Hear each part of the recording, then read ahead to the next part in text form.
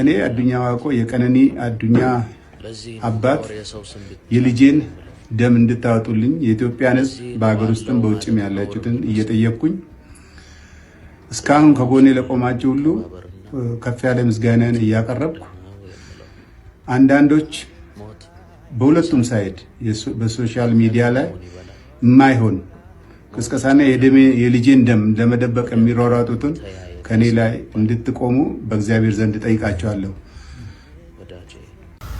እንግዲህ የቀነኒ አባት አደራ ሰጥተውናል። ለኔ ብቻ ሳይሆን ለሙሉ ኢትዮጵያውያን የለልጄ ባካችሁ ፍትህ እያሉ ነው። ዶክመንት እያጠፉባቸው እያስፈራሯቸው ብዙ ነገር እያደረጉ እያደከሟቸው ነው። ምን አለ እሳቸውም ኦሮሞ ናቸው።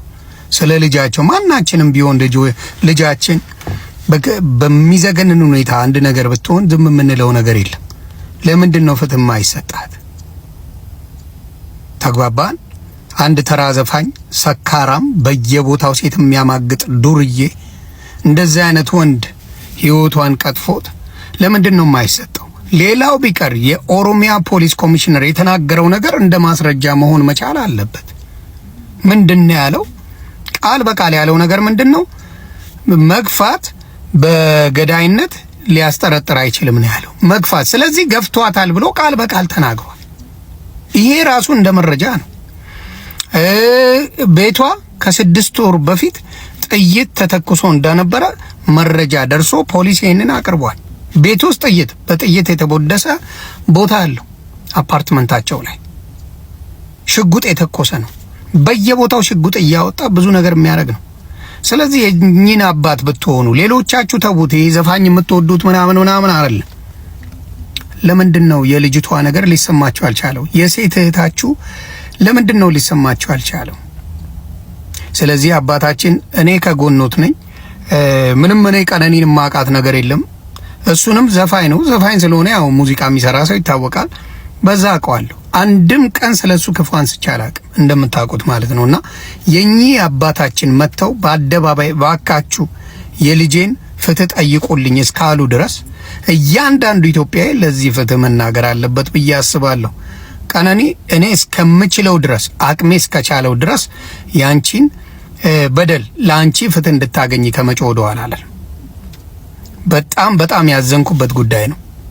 በጣም እህታችን ያለ በደሏ ያውም ልደቷ ደርሶ ያውም ነፍሰ ጡር ሆና በጭካኔ እንዲመደረጓ በጣም ነው የተሰማኝ። ስለዚህ ከጎኗ ነኝ። የፈለጋችሁትን ማለት ትችላላችሁ ስለኔ፣ ግን የእሷን ፍትህ ከመጠየቅ ወደ ኋላ አልልም። ሰላማችሁ ይብዛ። መልካም ጊዜ። የአስክሬን ምርመራ ውጤቱንማ ሸፋፍነውታል። ያውቃሉ እንዴ ደም በደም ሆና እሷ ህይወቷ ካለፈ በኋላ ሆስፒታል እንደወሰዷት ይታወቃል እኮ። በምንጣፍ ጠቅልለው እንደወረወሯት ይታወቃል እኮ። ምንጣፉን ደብቀው እንትን ውስጥ ሲከቱት ይታወቃል እኮ። ቆሻሻ ገንዳ ውስጥ ይታወቃል እኮ ሁሉ ነገር። ለሌሎቹ ሚስጥር የማይናገረው ሚስጥር ጠባቂዎች አይደሉም። ሚስጥርን እንዴት ሆኖ መናገር እንደሚችሉ አያውቁም ነበር። እህትየውና ሰራተኛዋ ናቸው።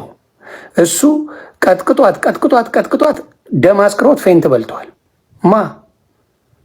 አንዱ አለም ቅጥቅጥ አርጓት፣ በቃ ቅጥቅጥ አርጓት ደም አስክሮት ወድቋል። ሰራተኛዋና እህቱ ናት ጮኸው አንስተው ወደ ውጪ ያወጧት። ከዛ በኋላ ተመልሰው ገብተው አንስተውት እሱን አንድ ላይ ጠቅልለው ውጪ የጣሏት በዛ በምንጣፉ ነው።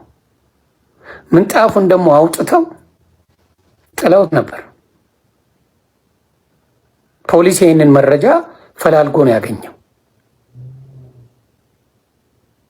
በተለይ እኔ የበለዘችበት የተደበደበችበትን ቪዲዮ ካወጣው በኋላ ፎቶ ካወጣው